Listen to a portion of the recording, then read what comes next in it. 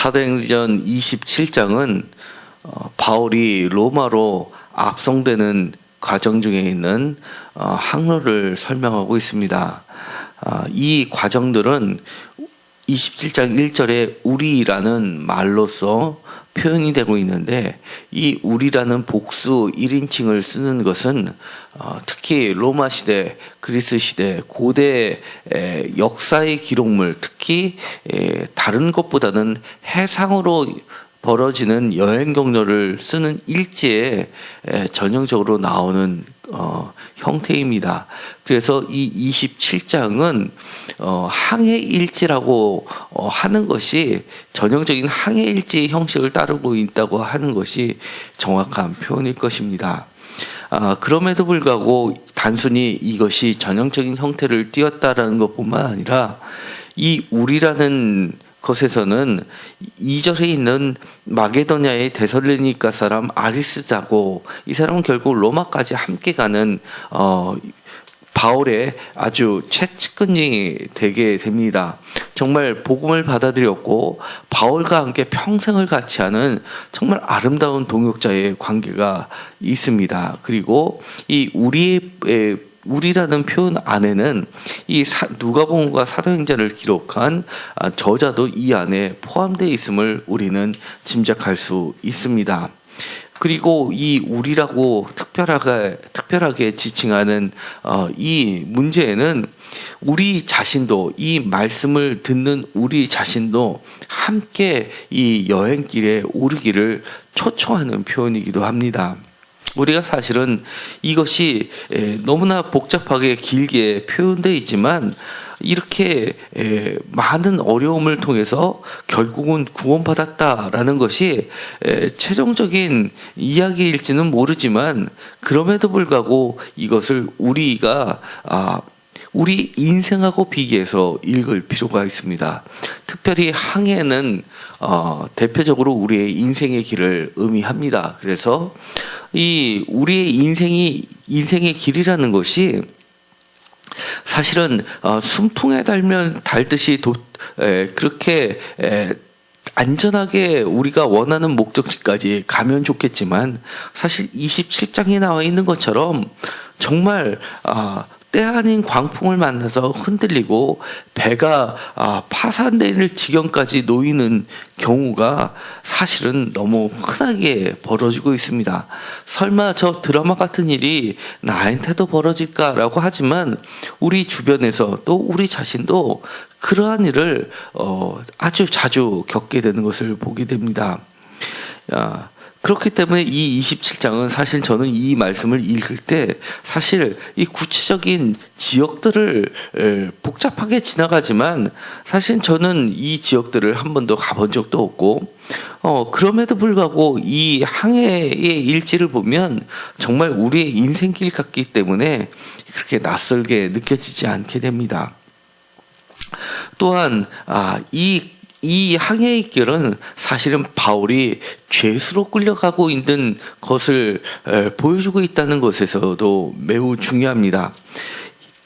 바울이 로마로 가는 이 과정은 27장 1절에 이달리아라고 되어 있는 게 이탈리아를 이야기하고, 그 중심에는 로마가 있습니다. 그런데 사실은 우리가 복음을 전하러 간다라고 하면, 가능하면 우리가 자유인의 몸으로 멋지게 복음을 전하러 가면 좋을 텐데, 사실은 죄수의 몸으로 간다는 것이 정말 안타깝기 그지없습니다. 만약에 우리가 복음을 전하러 갈 때 이처럼 노예처럼 죄수로 붙잡혀서 가게 되면, 사실은 우리가 주님이 말씀하신 것처럼 너는 복음에 전파로 가야 된다라고 했을 때 순종할 수 있는 사람이 과연 몇이나 있을까 한번 돌아보게 됩니다. 그럼에도 불구하고 자세히 읽다 보면 이 과정이 정말 바울이 죄수인지 아니면 이 배를 이끌고 가고 있는 선주인지를 혼동하게 만듭니다. 왜냐하면 시작은 분명히 죄수입니다. 구절에 여러 달이 걸려 금식하던 절기가 입이 지났으므로 항해하기가 위태한지라라고 이야기합니다. 그래서 특별히 이것은 여러 날이 걸려 금식하는 절기라고 한다 그러면 대체로 7월 달에 유대인들은 그야말로 많은 절기가 포함되어 있습니다.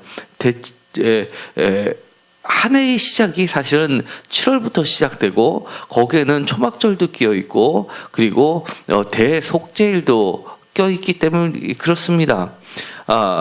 특별히 이 대속죄일을 전후로 해서 금식하는 절기가 끼게 되는데 그 금식하는 절기도 유대인으로서 지키지 못하고 가게 되는 바울을 보게 됩니다. 그러나 하나님은 어떻게 하든지 그 절기도 지킬 수 있게 만드시는 분 같습니다. 왜냐하면 원치는 않지만 그 뒤에 보면 풍랑으로 많은 어려움을 겪게 되는데 그들이 상당한 기간 동안에 음식을 먹지 못하게 됩니다. 33절에 보면 날이 새어가매 바울이 여러 사람에게 음식 먹기를 권하여 이르되 너희가 기다리며 먹지 못하고 줄인 지가 오늘까지 열 나흘이다 라고 이야기하면서 정말 원치는 않지만 금식하는 절기를 지는 거나 마찬가지를 하게 됩니다. 그리고 여기서 금식하는 절기가 지났으므로 항해하기가 위태한지라라는 가장 기본적인 것이 지켰더라면은 이런 일을 겪지 않았을 텐데 라는 생각을 하게 합니다. 왜냐하면 이 7월이 지나서부터는 겨울이 시작되는데 이때는 정말 항해가 금지되고 있을 정도로 항해하기가 어려운 지중해를 이야기합니다. 그럼에도 불구하고 억지로 이 바울을 그 배에 태워서 가는 어리석은 사람들을 보게 됩니다. 그리고 실제로 바울이 처음에 배를 탈 때도 이 항로를 맞지 않다라고 이야기했음에도 불구하고 바울의 말보다 다른 사람들의 백부장과 선장과 선주의 말을 11절에 보면 바울의 말보다 더 믿고 실제로 항해를 출항시킵니다. 그렇게 돼서 어려움을 겪게 되는데 그것도 13절에 보면 남풍이 순하게 불며 그리고 그 사람들이 자신의 뜻이 이룬 줄 알고라고 표현하고 있습니다. 그들이 세상 사람들이 판단하는 것은 정말 순풍이 불면 자신의 뜻이 이루어진 줄 알고 그리고 역풍이 불면 또 자신의 뜻이 어긋나는 줄 알고 있지만 그거하고는 관계없이 바울은 하나님의 뜻을 맞춰서 인생을 움직이는 모습을 보게 됩니다. 아무리 순풍이 불더라도 이것은 하나님이 위험하시다 그러면 위험한 거고 그리고 역풍이 불어서 이 길이 내가 복음을 전파하러 가야 되는 길이다라고 한다 그러면 생명조차도 해하지 않는 주님을 믿고 가는 그런 바울의 모습을 보면 세상 사람들의 판단 기준과 정반대의 모습을 보여주게 됩니다. 결국은 시작은 바울의 말보다 다른 사람의 말을 더 당연히 믿었던 것처럼 특별히 선주의 말은 그들에게 있어서는 무엇보다 중요했기 때문에 선주의 말이 우선할 수밖에 없었지만 오히려 뒤쪽을 가면 바울의 말을 철저히 따르는 걸 보게 됩니다. 왜냐하면 23절에 보면 내가 속한 바 곧 내가 섬기는 하나님의 사자가 어젯밤에 내 곁에 서서 말하되라고 하면서 그들에게 주님의 뜻을 전하는 것을 보게 되고 그러면서 25절에 안심하라 라고 하면서 나는 하나님을 믿노라라고 하면서 그들에게 하나님을 전파하는 바울이 이제는 중심에 서게 됨을 보게 됩니다. 그러면서 34절에는 그들에게 음식도 먹이게 하고 그 다음에 머리카락 하나라도 잃을 자가 없으리라 위로를 받게 되고 그리고 35절에는 떡을 가지고 모든 사람 앞에서 하나님께 축사하고 떼어 먹기를 시작하는 모습을 봐서 마치 하나의 예배가 그 당시에 가장 예배의 대표적인 형태는 바로 성만찬이었는데, 이처럼 마치 성만찬을 거행하는 것처럼 하나님께 축사하고 떼어 먹는 그들의 모습을 통해서 이 배에 있는 모든 사람이 사실은 하나님께서 바울에게 주시자고 작정했던 구원으로 인도하게 하는 사람들이라는 것을 알게 됩니다. 그 가운데의 중심에는 바울이 서게 됩니다. 그리고서는 이제는 선주의 말을 듣는 것이 아니라 바울의 말을 듣게 되면서 배를 가볍게 하게 되고, 38절에 모든 것을 버려두고, 그리고 심지어 도망가려고 32절에 거룻배를 타고선 도망가려고 하는 사람을 못하게 군인들이 거룻줄을 끊어서 배에 버리는 상황까지 철저하게 바울을 따르게 되는 모습을 보게 됩니다. 이 커다란 배 가운데는 거룻배라고 해서 이 큰 배들은 육지 가까이 붙을 수가 없습니다. 바닥이 붙기 때문에. 그래서 어느 정도 해안으로부터 떨어진 곳에 있게 되고, 사람들과 물건들을 실어 나르기 위해서 작은 배를 왔다 갔다 이동하게 되는데, 그것이 바로 거룻배인 겁니다. 그들이 위험하게 되자 거룻배를 타고, 작은 배를 타고 도망가려고 하는 것을 못하게 바울의 말을 믿고, 여기서 떠나는 사람들은 다 죽게 된다는 것을, 그 말을 믿고 철저히 바울의 말을 따르는 그들의 모습을 보게 됩니다.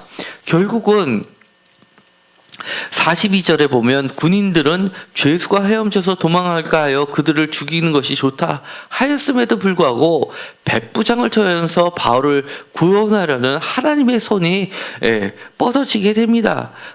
그렇게 하여서 44절에 보면 모든 사람들이 구원을 받게 되고 다 안전하게 상륙하는 모습을 보게 됩니다.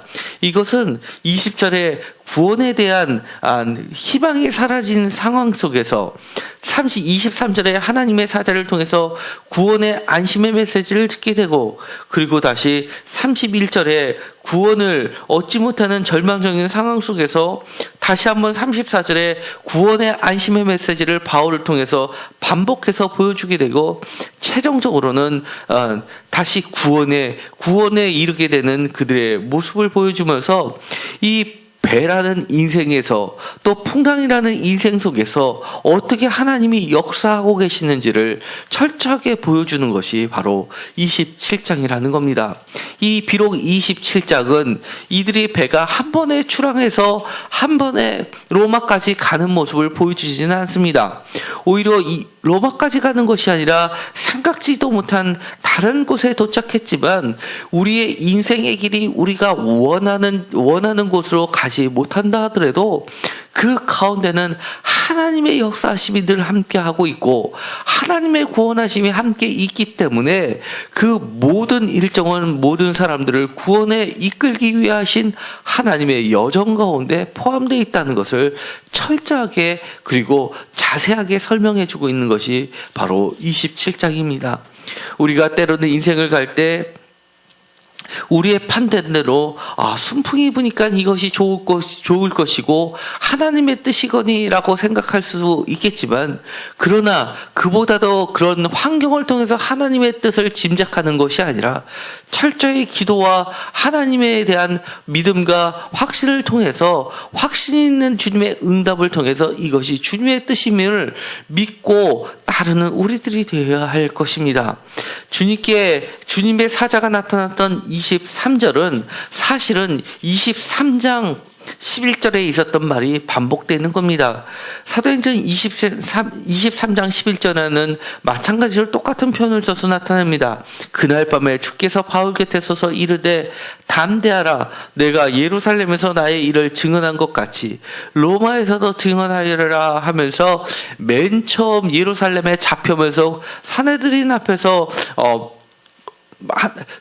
예수님을 증거했던 그 바울에게 나타났던 모습하고 동일한 것이었습니다. 그렇게 오래전부터 주님이 함께 했었던 그 말씀을 끝까지 믿는 바울의 태도를 통해서 우리는 이렇게 환경을 믿는 것이 아니라 환경을 뛰어넘는 주님의 말씀에 따르는 우리들이 되기를 간절히 소망합니다. 저도 내일 앞이 우리 앞에 어떻게 펼쳐질지를 사실은 모릅니다. 그러나 분명한 것은 오늘도 주님의 말씀을 의지하고 주님의 말씀에 순종하려고 살려고 우리가 결정하고 작심하고 또 그것을 지키려고 노력한다고 한다면 오늘 하루 내일 그리고 그 모레도 주님께서 우리의 인생의 항로를 움직이고 계실 거라는 굳은 믿음이 있기 때문입니다. 그것은 저나 여러분이나 차이가 없다는 것을 믿으시고 언제나 환경을 보지 말고 주님께서 과거에 그리고 어제 그리고 오늘 밤에 하셨던 그 말씀을 늘 붙잡고 가는 저와 여러분이 되기를 간절히 소망합니다. 결코 그 머리카락 하나라도 닿지 않게 하시고 그리고 모두를 우리와 함께 하셨던 우리 주변에 있는 사람을 오히려 구원케 하려는 주님의 뜻이 있음을 믿고 주님과 함께 출항하는 우리의 인생이 되기를 간절히 소망합니다. 기도하고 마치기로 합니다. 하나님, 정말 출발하지 말았으면 더 좋았을 뻔했던 일들이 우리 인생 가운데 늘 벌어짐을 보게 됩니다. 그럼에도 불구하고 그 풍랑 가운데서도 주님께서 우리 곁에 함께 하시면서 우리의 어려운 환경을 움직이고 계시는 주님의 손길을 경험하게 하여 주옵소서. 세상 사람들은 우리를 이해하지 못하고 자신의 뜻대로 우리를 끌고 가는 것처럼 보일지 모르지만 그것을 뛰어넘어서 오히려 그들을 주님의 구원으로 이끌기 위해서 우리를 그들과 함께 동행케 하시고 또 그 가운데 우리를 중심에 세우시는 하나님을 경험할 수 있게 하여 주옵소서. 어떠한 인생 가운데서 풍랑을 만난다 하더라도 우리가 철저히 주님을 의지할 수 있게 하여 주시옵시고 우리의 신분이 어떠하던 간에 심지어 죄수의 몸으로 끌려가는 상황 속에 놓여 있다 하더라도 우리가 그들 가운데 중심에 서는 사람이라는 것을 잊지 않게 하여 주옵소서. 언제나 하나님의 사람은 당당하고 담대할 수 있게 하여 주시옵시고 주님의 뜻을 전하는 위대한 자들이 되게 하여 주옵소서. 예수 그리스도의 이름으로 기도드렸습니다. 아멘.